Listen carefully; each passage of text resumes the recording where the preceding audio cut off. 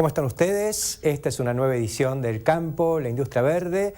Hoy, concisamente, vamos a tratar el tema del momento, que es qué va a pasar con los precios agrícolas, la gran preocupación de todo el mundo, quizá aliviada por una mejora de los precios, tema que analizaremos con Adolfo Yo.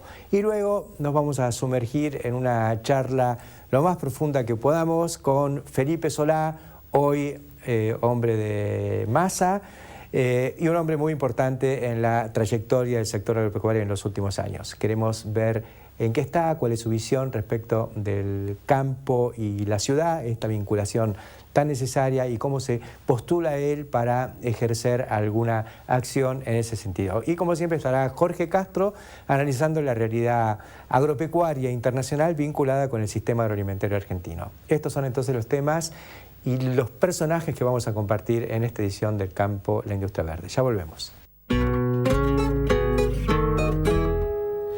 Iniciamos esta edición del Campo, la Industria Verde, con lo que yo creo que es el tema importante del momento, más allá de la cuestión interna, de lo que está pasando en la política, en la macroeconomía, la preocupación de los productores, pero bueno, algo pasó en los mercados, parece que se han dado vuelta un poquito, y eso genera expectativas realmente importantes. Estamos con Adolfo Yo, de la firma CENI, un operador comercial que está muy encima de la cosa, para que nos cuentes, Adolfo, cómo estás viendo esto que ocurrió. Primero describamos la situación, lo que venía pasando y lo que está ocurriendo ahora. Bueno, mira, me parece que tenemos que ver a dónde estamos. Primero les quiero mostrar un pequeño gráfico de lo que ocurrió con los precios de maíz. Arrancamos precios bastante estables hasta julio, junio, y hay una caída muy grande hasta primeros días de agosto, mediados de agosto, y hay un pequeño rebote. Y en el caso de la soja, también una caída mucho más pronunciada, tal vez hasta mediados de agosto, y después una suba muy grande. Igualmente fuerte la suba de la soja. Sí, bastante más fuerte en soja que en maíz, en realidad. Sí. Ahora, para entender qué es lo que está pasando, creo que primero hay que identificar qué es lo que está mirando el mercado, porque quien no mira eso puede cometer errores graves, ¿no? El mercado hay veces que mira oferta, hay veces que mira demanda, hay veces que mira technicals. Es un error, por ejemplo, si alguien se pone a hacer análisis técnico en un momento que estás en un mercado climático, porque claro, vos por ahí te da una proyección para una cosa y el otro día llueve o deja de llover y cambió el escenario por completo. Entonces, en el primer semestre del año el mercado miraba demanda. Acordate que estábamos todos mirando qué pasaba con China, viste si cuánto compraba todas las semanas, si faltaba soja, si la que había iba a alcanzar, si no iba a alcanzar. Cuando empieza el mercado climático americano, la situación cambia radicalmente. La gente se olvida de la demanda y miran solamente oferta. Y oferta en este momento es cuánto va a producir Estados Unidos. Claro. Y como todos sabemos, eso depende del clima. Entonces todos miramos clima, todos los días miramos pronósticos del tiempo, miramos pronósticos del tiempo a la mañana, al mediodía, a la tarde, cada actualización los precios se acomodan. Y ahora, teniendo esto como marco, vamos a tratar de entender por qué esta caída de precios que veníamos viendo y ahora este rebote. Acá les voy a mostrar lo que es un mapa que saca el NOAA, que es el equivalente al Servicio Meteorológico Nacional en Estados Unidos, quien todas las semanas publica un mapa que se llama Monitor de Sequía. El Drought Monitor, sí. Lo que marca es dónde hay problemas de sequía y todo lo demás está bien. Acá el mapa muestra, si lo pueden mostrar en pantalla, como en junio el mapa estaba, todo lo que es la zona productora, todo el medio oeste estaba sin ningún tipo de inconveniente. Estaba toda capacidad de campo, lo que se ve blanco, todo lo que se ve blanco, que sí, es todo el centro-oeste de Estados Unidos, estaba sin ningún problema. ¿Qué pasó después de eso? Incluso, perdón, es una aclaración, si ustedes recuerdan, durante toda la época de siembra de maíz y soja, no se podía sembrar por el exceso de agua. Sí. Entonces estaba todo el mundo relajado. Claro. Decían, llueve tanto, hay una cantidad de agua, no va a haber ningún problema. Entonces entramos a junio ya con el monitor de sequía en ese con esa forma. Después de eso, el otro mapa que les quiero mostrar es la lluvia como porcentaje de lo normal. Se puede mostrar, fíjense que ha llovido en los últimos 60 días entre el 25 y el 50% de lo normal. Entre el 25 y el 50% de lo normal. O sea, cuando agarra el momento en todo el Medio culminante de los cultivos. Tenían que llover 100 milímetros, llovieron 25. Donde llovían 200, llovieron 50. Entonces, después de pasar este periodo, vamos al último mapa que nos muestra cómo está el monitor de sequía hoy. Y fíjate cómo se ve toda una gran zona marrón y amarilla que ha entrado en lo que es el Cornwall. Sí, amarilla es anormalmente seco. Es seco y marrón es más seco. Cuanto más oscuro, viste, más seco se pone. Entonces ahora, teniendo esto en mente, ¿no? Como fue la evolución, hay que ver qué es lo que estamos mirando todos. Vamos a separar por cultivo ahora. Vamos primero a hablar de maíz. Claro. Maíz, yo te diría que desde el punto de vista de las lluvias está hecho. Claro. El maíz define rindes en julio, que es cuando florece. Sí. Le llovió poco, como habíamos visto en julio, pero con muy buena humedad, estuvo bastante fresco, entonces la parte de floración la pasó sin mucho estrés. Sin estrés. Pero yo te había dicho que le llovió mucho en siembra, y entonces sembraron tarde. Como sembraron tarde, el maíz define su ciclo por temperaturas. Se sembró tarde y después hizo frío, entonces el maíz está atrasado. Sí. Con lo que tiene un riesgo grande todavía de heladas tempranas. Te agarra una helada temprana con un maíz que encima está tarde, podés tener un problema importante. Si no pasa eso, el maíz ya está, olvídate. Por eso es que veíamos en el gráfico al principio que el maíz subió poquito. Está bien. Ahora, la soja es otro partido. Como el maíz te define rindes en julio, la soja te define rindes en agosto. Y también se sembró un poco más tarde. Se sembró un poco más tarde, pero vos viste que la soja define su ciclo por horas de luz. Entonces, viste, se marca su madurez cuando los días se empiezan a cortar. Entonces, que ya sembrado tarde, acorta el ciclo y ya está, no le afecta tanto. Pero lo que sí le afecta es que empezó a definir rindes cuando ya el agua de las reservas estaba acabando. Claro, y sigue sin llover. Entonces, sigue sin llover. Tiene buena cantidad de chauchas en general, que es lo primero que define la planta, pero después de eso la planta tiene que definirte cantidad de granos por chaucha y peso de cada grano, y eso se define ahora. Entonces estamos todos permanentemente tratando de ver qué es lo que va a pasar con el clima. Si no llueve... Nosotros no vamos a tratar de ver, vamos a ir a verlo, porque nos vamos la semana que viene al Farm Bureau Show. Así que... me alegro por ustedes, después mandame un mail y contame a ver cómo lo ves. Pero lo cierto es que hoy en día, como ocurre muchas veces en esta empresa en la que estamos, dependemos del clima. Llueve es una cosa, no llueve es otra. Hoy en día los pronósticos te dicen que esta semana va a llover poco. Y la otra tal vez se acomode. Pero vos viste que los pronósticos de más de una semana no hay que tenerles mucha confianza, así que estamos... Y además ya empieza el tobogán, la cuenta regresiva, así que llueva más adelante no les va a ayudar, necesitan lluvia ya. Lluvia ahora. Mira, yo creo que hay otra cosa que hay que tener en cuenta, esto es para hablando del inmediato plazo, ¿no? Creo que hay que también, como decía antes, ver qué es lo que está marcando el mercado, también hay que definir los tiempos. Este es el momento de la oferta. Ahora, una vez que esto esté cocinado y se sepa cuánto va a ser, sea mucho, sea poco, el foco cambia y la gente se pone a mirar demanda. Y una vez que miren demanda, ojo que la demanda ha estado muy activa últimamente.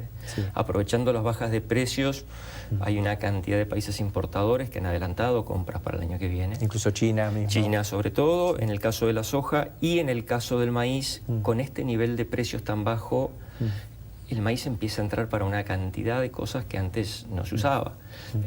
Por ejemplo, etanol. Etanol, veníamos usando maíz, lo que te obligaba la reglamentación. Ahora con un petróleo que se fue de 80 a 106 dólares y un maíz que te bajó de 6 dólares el bushel a 4, la cuenta da distinta. Van a empezar a meter mucho más etanol en las naftas. La conversión por carne te da igual. Capaz que antes un tipo sacaba un novillo en 400 kilos, hoy se lo lleva a 500, porque aunque la conversión sea peor, un maíz tan barato, igual te conviene. Porque estás repasando muy bien todos los fundamentals que ha tenido este negocio en los últimos años, ¿no? Que es un poco justamente la conversión en proteínas animales, que eso es relativamente inelástico en el corto plazo, porque lo que domina es el stock. O sea, en cambio, en la industria del etanol, si hay capacidad ociosa, enseguida no tienen que nacer más terneros. Sí, por es supuesto. prender la luz. Sí, en el caso de la carne lo que te cambia por ahí es con los kilos que sacas un novillo, ¿no? Sí. Por ahí decís, si la compresión me sigue andando bien, me lo quedo un poco más en el feedlot y lo saco. Y me conviene ese maíz tan barato antes de pagar un flete caro con un petróleo de $108. De otro lado, me lo quedo y lo convierto en carne y lo saco más. De todas formas, una de las cosas que pasó es que con esta recuperación tan fuerte de la soja y no tan fuerte del maíz, la relación de precios entre soja y maíz se puso muy favorable a soja en Estados Unidos. Tarde, ¿no? Porque ya no pueden hacer nada. Claro. Está sembrado el maíz, está sembrada la soja. Tiene impacto sobre nosotros. Sobre nosotros, sí. Sí, sobre nosotros, que la cosa está tan ajustada que creo que la gente está encerrada en la soja, aunque los números no dan para ninguno de los cultivos, ¿no? Sí, eso es así. Se ven caras largas en el interior y vos lo habrás visto igual que yo. Es un año difícil difícil, de pocas ganas, con ganas de que termine pronto y que lleguemos pronto en 2015 y todo eso. Así es. Muchas gracias, Adolfo, por ponernos al día sobre lo que está pasando en los mercados y explicarnos estos movimientos tan bruscos de los precios en los últimos días. Es un gusto. Hasta la próxima. Enseguida continuamos. Continuamos en el campo, la industria verde, y el otro día hablando con la producción, diciendo tenemos que hacer algo con los políticos porque la política en general está un poco ausente de nuestro programa, nos involucramos mucho en los temas técnicos, productivos y demás. Y dije, y por ahí sería bueno ver qué piensa Felipe Solá, que supo ser un tipo vinculado al sector agropecuario, después no sabemos. Y dije, Felipe no va a venir, está en otra cosa. Felipe Solá vino. Y no sé por qué viniste, Felipe. Esto es el campo, la industria verde. Vos fuiste secretario de Agricultura hace 15 años. Fue una época de oro, a mi juicio, para la agricultura argentina. Ahí se inicia la segunda revolución de las Pampas. Todo el equipo que hubo en la agricultura en aquel momento tuvo mucho que ver con ese arranque fenomenal. Después la política te llevó por otros caminos. Hoy, ¿cómo ves tu vinculación con el sector? En primer lugar, uno puede estar con, digamos, lo que tiene que decir, uno está con un sector un tiempo atendiéndolo en una función de tanta responsabilidad y además no te olvides que vos y yo somos ingenieros agrónomos, a pesar de los cuales servimos, creo, bastante. Nos llevamos esta carrera y vos también. Y uno después uno tiene otras inquietudes y pasa por otros estadios. Y además aparecen otros más jóvenes, con más energía, que también defienden al sector. Claro, siempre aparecen dentro de la oposición, o lo que se dieron llamar la oposición. No aparecieron digamos, en los últimos 10, 12 años del lado de los gobiernos. Sí. Yo diría de los últimos 3, 4, el final de Menem también me pareció a mí espantoso en materia de agricultura. Yo me fui en el 98, sí. Pero todavía quedaba un año un poquito más. Dije 15 años, acerté bastante. Sí, y no aparecieron planificadores, estrategas, gente que supiera claro qué hacer más que dejar hacer. Y con dejar hacer se cumplía en el rol de secretario o de funcionario, porque el dejar hacer era un crecimiento fenomenal, a tasas impresionantes de la agricultura. Claro, pero al decir dejar hacer es nunca mirar con sentido criterioso, con sentido correctivo. Por ejemplo, mirar cuál era el planteo técnico de los cultivos, es decir, y bueno, ¿y cuánto de maíz vamos a tener? ¿Y cuánto de trigo? ¿Y cuánto premiamos? ¿Cómo ponemos al maíz competitivo con la soja? Y ponemos todo en la balanza, todo lo que hace competitivo un producto respecto del otro, tan competitivo como la soja. No se defendió al trigo, entonces después ya directamente se empezó a estafar a través del trigo. En 4 años seguidos de estafas con el trigo, hasta que se consigue lo que quiere. Bueno, no hay trigo. No hay trigo. Y eso es impresionante, que un país productor de alimentos, de materias primas y de alimentos en muy buena medida, pueda resistir 10, 12 años sin conducción en el sector.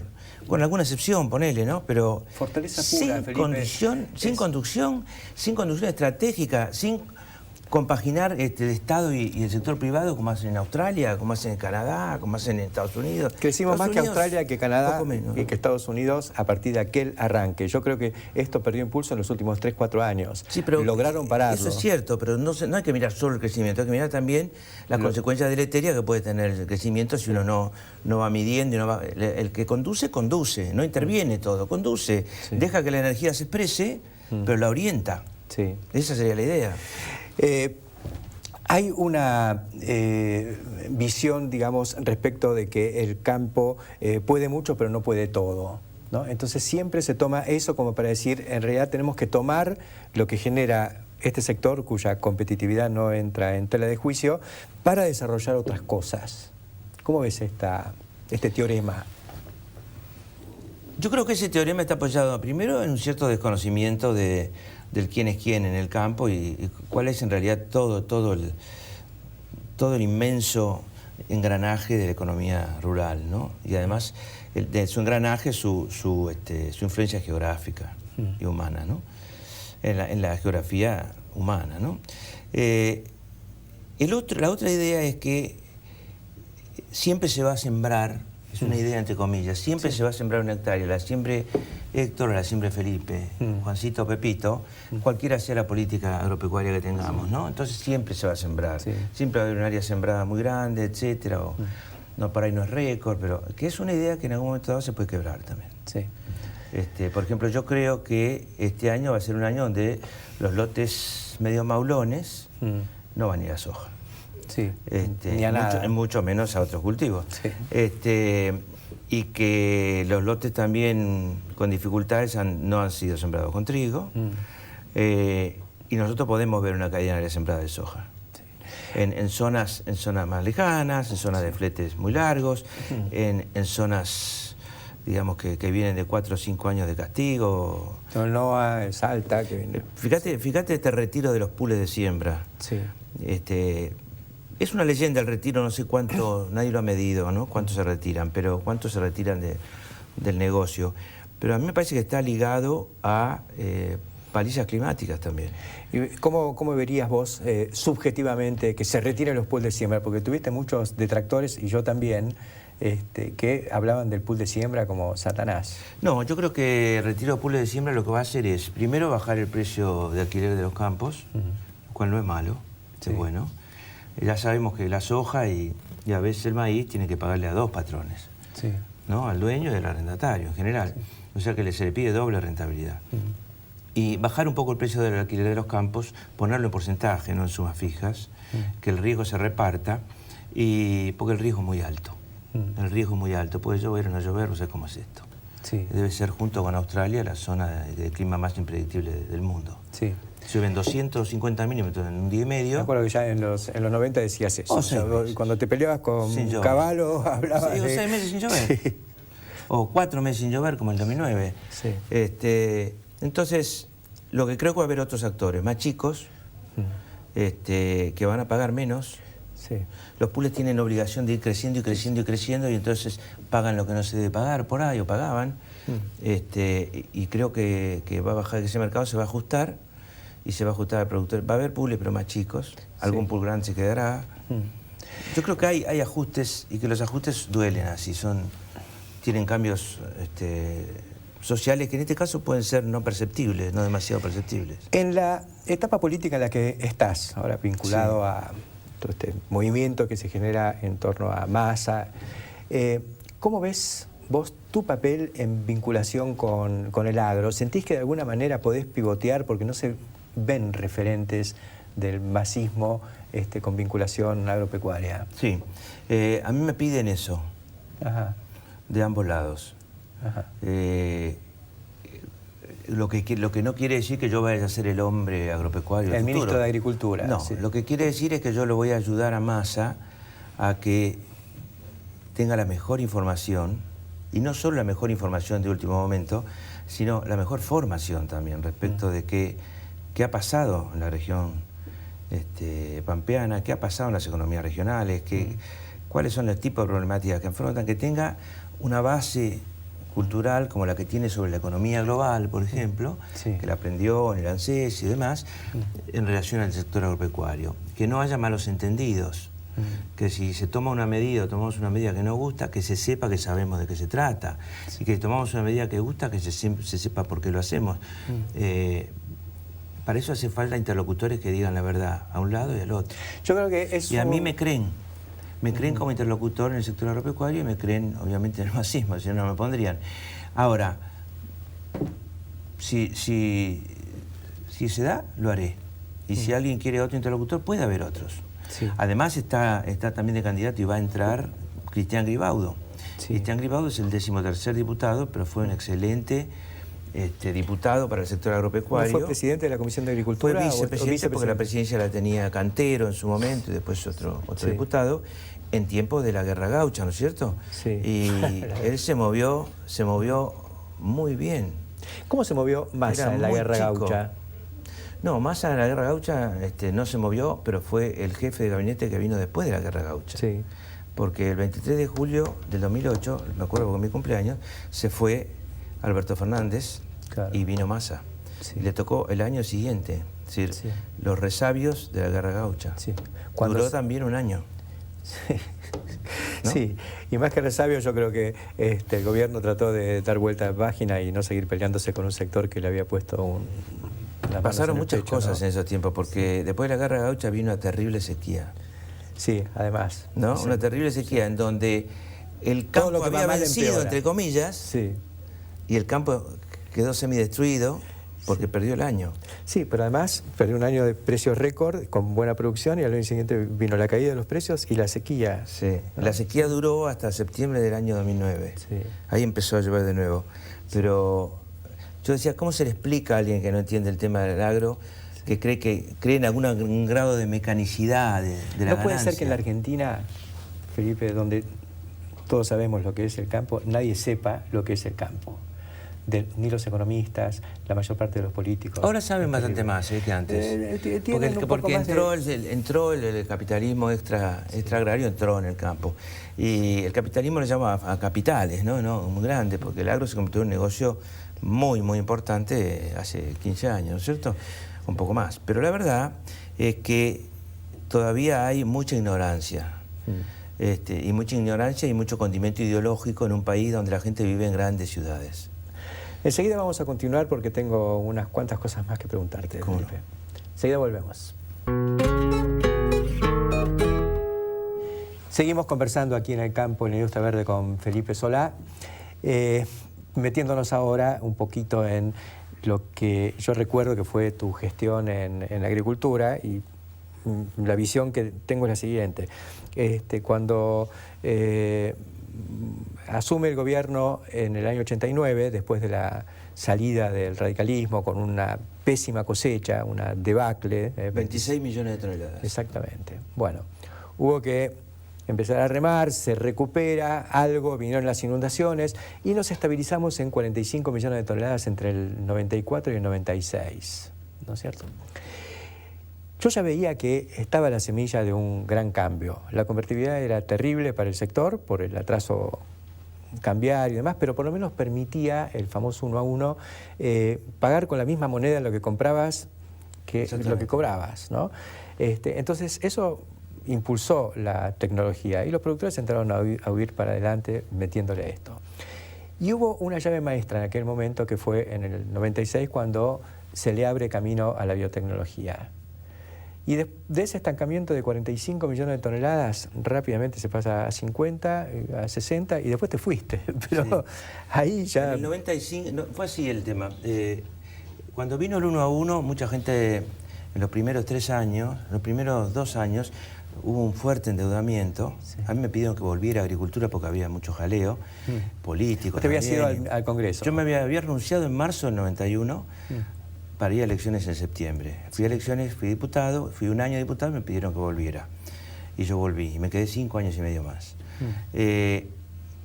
Lo que yo vi allí es que en el año 94, después de una gran protesta rural del 93, que hubo un camionetazo en la Plaza de Mayo, por primera vez que llegaron tractores y alguna que otra cosechadora también. Sí. ¿No? O algún silo portátil. Sí, yo me acuerdo de esa en Plaza de Mayo. Y de la creación de la cédula hipotecaria, del problema del endeudamiento, que era un endeudamiento de 2 o 3 años, sí, pero muy fuerte. Me costaba mucho hacerlo entender al ministro cuál era la gravedad de la situación. En el año 94, la discusión central era que había que irse a vivir al campo, había que bajar los costos, había que el que vivía en otro lado, que había que vender la casita de Rosario, la casita del pueblo, que para salvar había que había una lucha titánica, darwiniana, ¿no? Una cosa muy fuerte.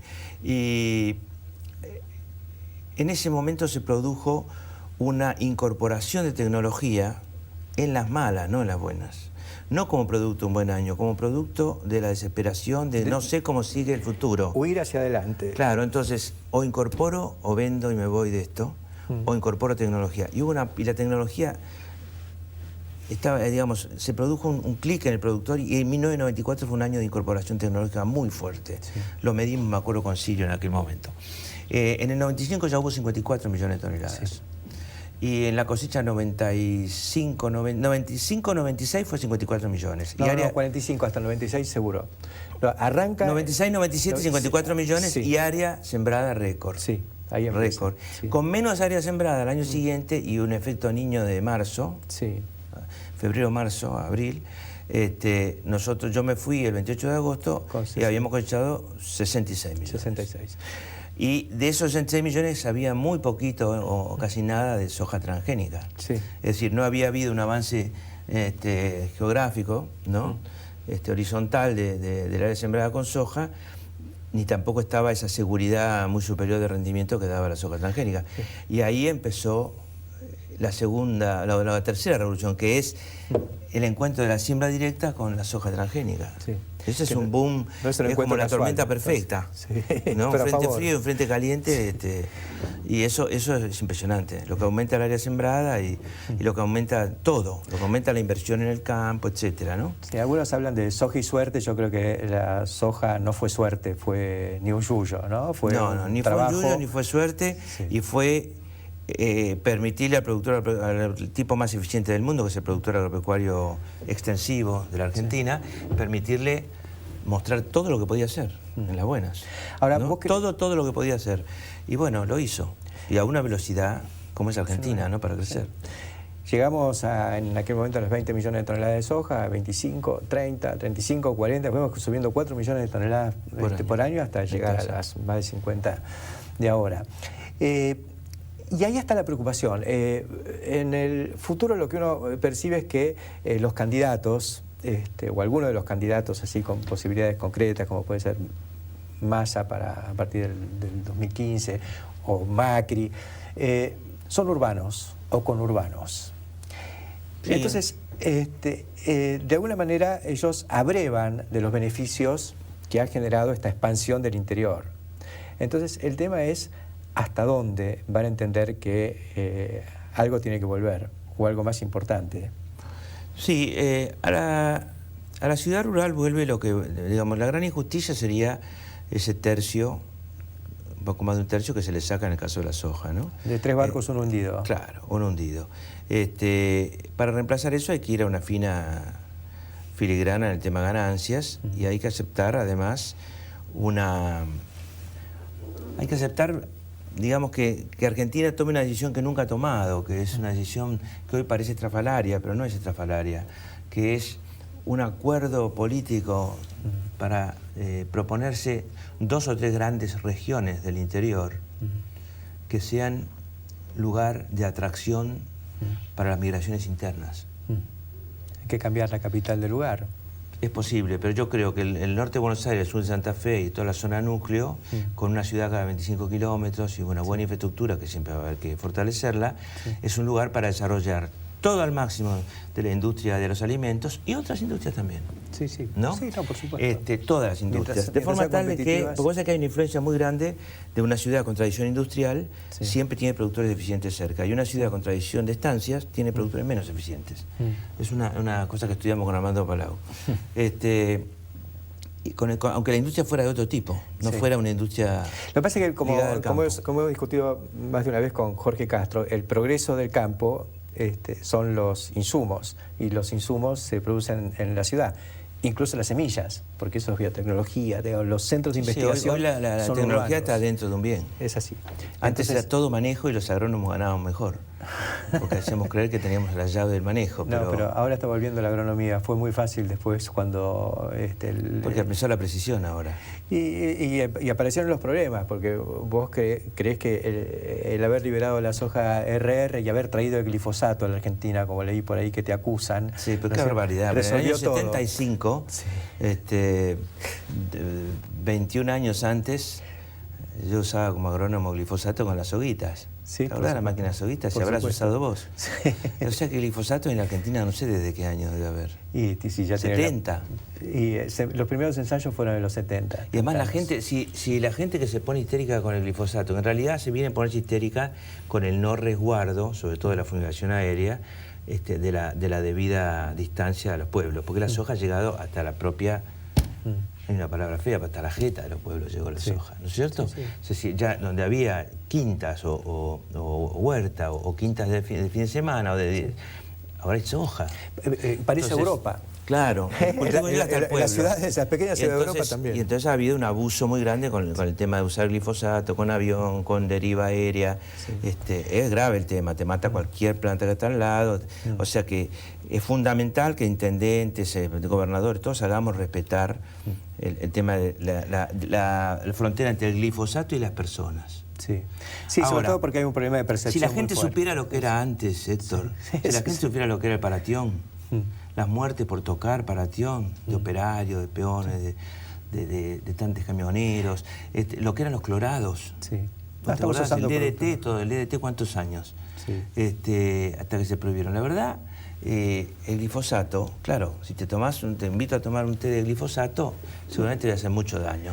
No sé, pero te vas a sentir mal. Una diarrea te va a agarrar, seguro. Por lo menos, pero imagínate invitar a tomar té de paratión de uno de esos fosforados, es decir, lo que se avanzó en materia de inocuidad, en materia de agroquímicos ya es muy fuerte. Sí. Ahora, lo que pasa es que hay mucho y además se repite el mismo esquema en todos lados. Sí. Es decir, la culpa tiene el glifosato en el sur de Córdoba, en el norte de Córdoba, en el oeste de Santiago, en el este de Santiago del Estero, sí. Entonces, porque es un solo producto, un solo modelo. Entonces, yo creo que uno debe poner las cosas en su lugar. La gente tiene derecho a tener miedo, porque el miedo es irracional. Sí. Tiene derecho a tener miedo y los agricultores tienen obligación de plantear aquellos que rodean poblaciones, de plantear, incluso le pueden plantear al Estado alguna actitud distinta desde el punto de vista impositivo, pero no deberían poder usar, no deberían poder usar glifosato. Yo creo que la clave de todo esto, en esta cuestión que estás planteando, brota la necesidad de un pacto social, digamos, de un acuerdo entre campo y ciudad. Eso tiene que involucrar desde lo impositivo, que son las contribuciones mutuas, lo que va y vuelve, hasta este tipo de cuestiones que tienen más que ver con las percepciones, ¿no? Me parece que el campo tiene mucho para hacer. Me acompaña en la lista el Vasco de Mendiguren. Sí. Y de Mendiguren, propietario de tierras y un industrialista, se compró por ahí en uno de los viajes que hacemos un torniquete, ¿no? Yo digo, eso se llama torniqueta. Me dice, no, es un torniquete.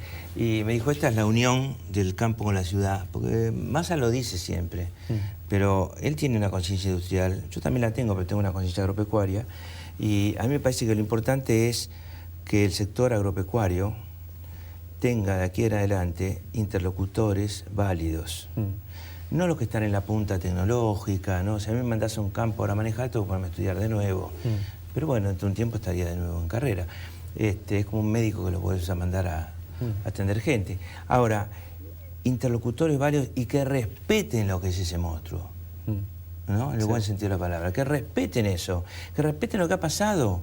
Yo una vez estaba en una Expo Agro o Expo Chacra, la verdad que ya no me acuerdo qué era, en el año 2004, en marzo del 2004, y al lado mío un presidente de la República dijo, ¿qué le parece todo esto? Le preguntaron, que es la típica pregunta respecto al boom agroindustrial.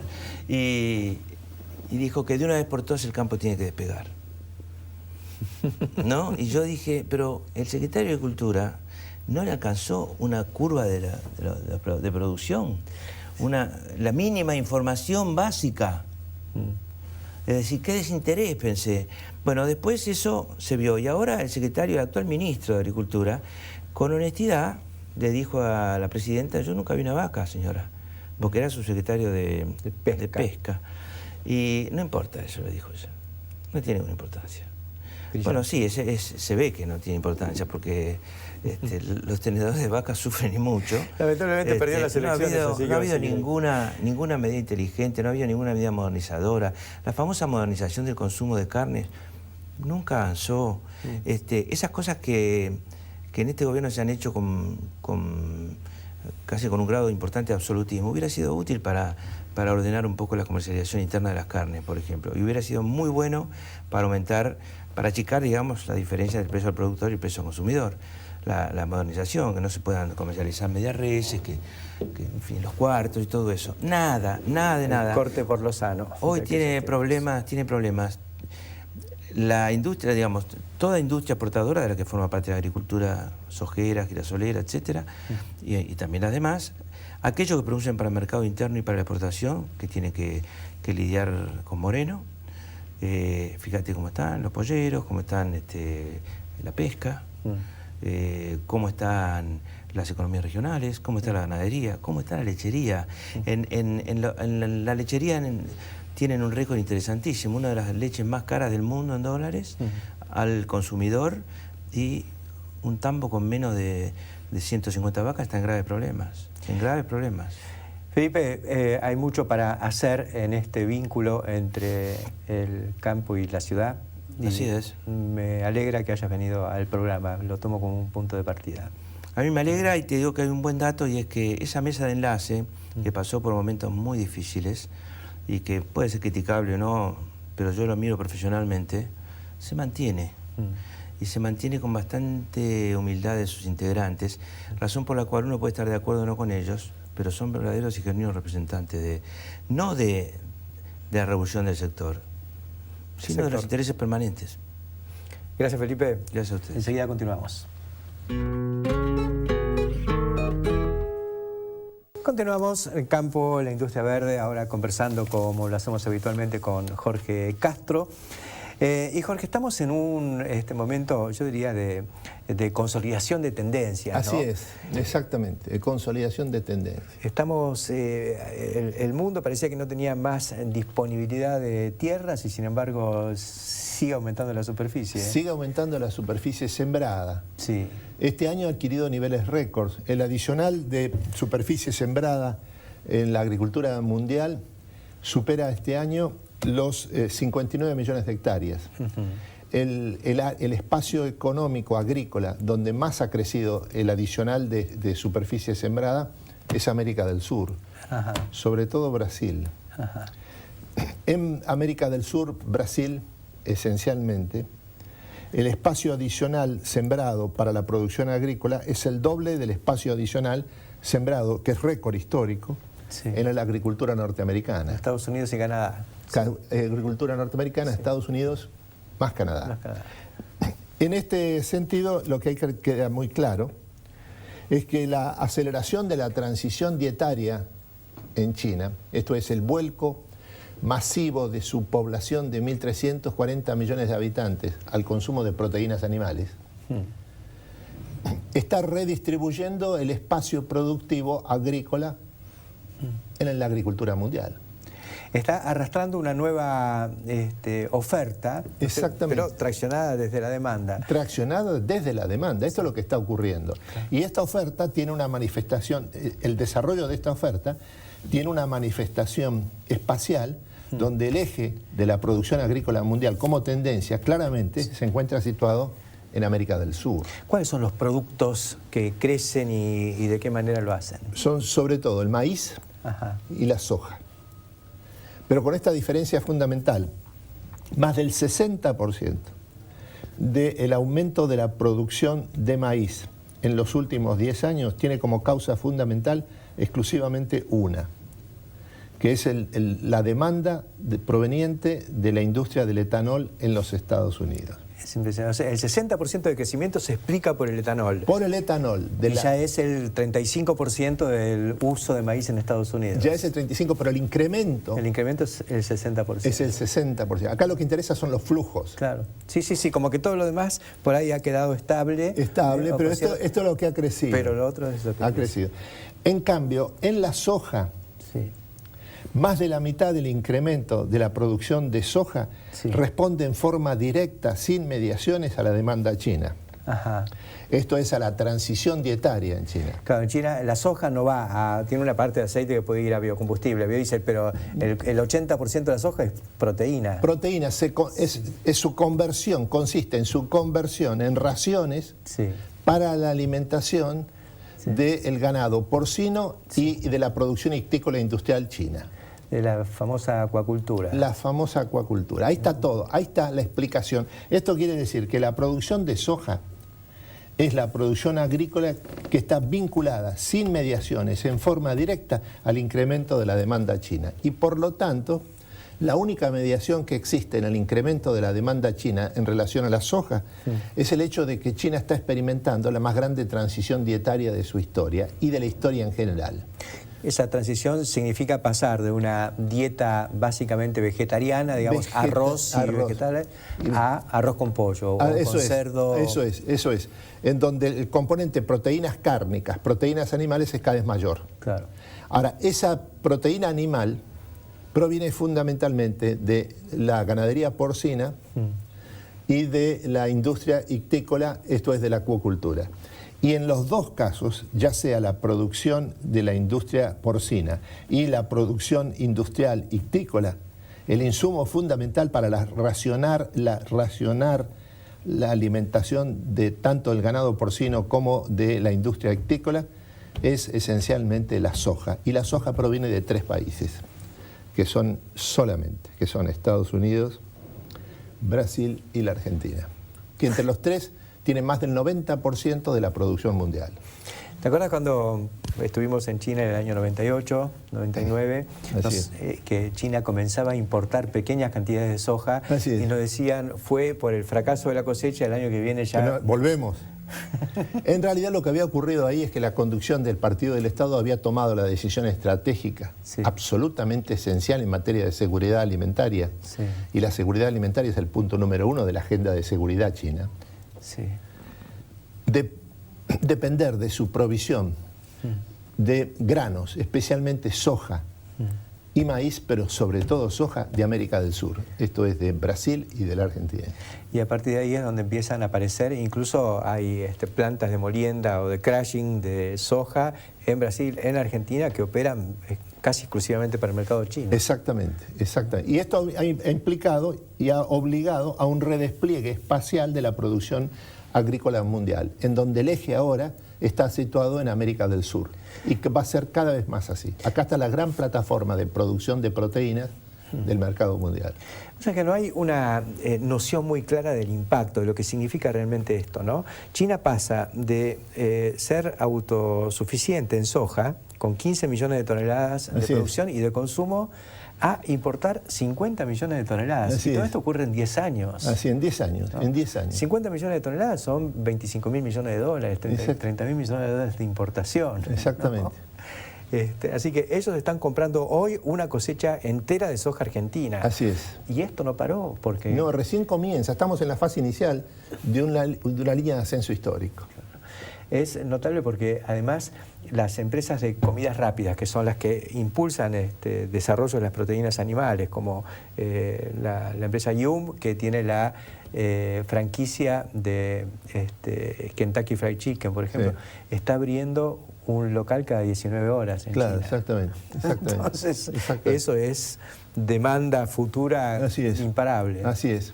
Por lo tanto, una producción cada vez no solo más masiva, sino también que va a requerir crecientemente marcas. Claro. Porque el consumo en China es cada vez más sofisticado. Porque el creciente nivel de ingreso real per cápita de su población está acompañado por el surgimiento de este fenómeno que es la nueva clase media.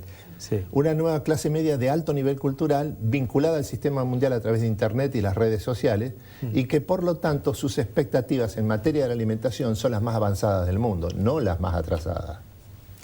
Gracias, Jorge, por estos sabrosos comentarios de hoy y nosotros enseguida continuamos aquí en el campo de la industria verde. Como reflexión final, después de este programa, a mi juicio, interesante, tanto por lo que se dijo como por las entrelíneas que quedaron, quisiera retomar lo que recién planteaba Jorge Castro. Los dos productos del sector agroalimentario y agroenergético que se mueven son el maíz y la soja. Son los dos productos bandera de la agricultura argentina. Los dos con complicaciones de competitividad, pero al mismo tiempo, y en esto lo vinculo con la visita con la que nos honró hoy Felipe Solá, la sustentabilidad del sistema económico y político de la Argentina. Estamos en una transición que seguramente va a ser muy compleja, muy dura, pero tenemos una luz al final del túnel. Algo va a pasar para que se vuelva a expresar el potencial de la segunda revolución de las Pampas, basada en estos dos productos banderas, más todo lo que estuvo acompañando, porque todo no es maíz y soja.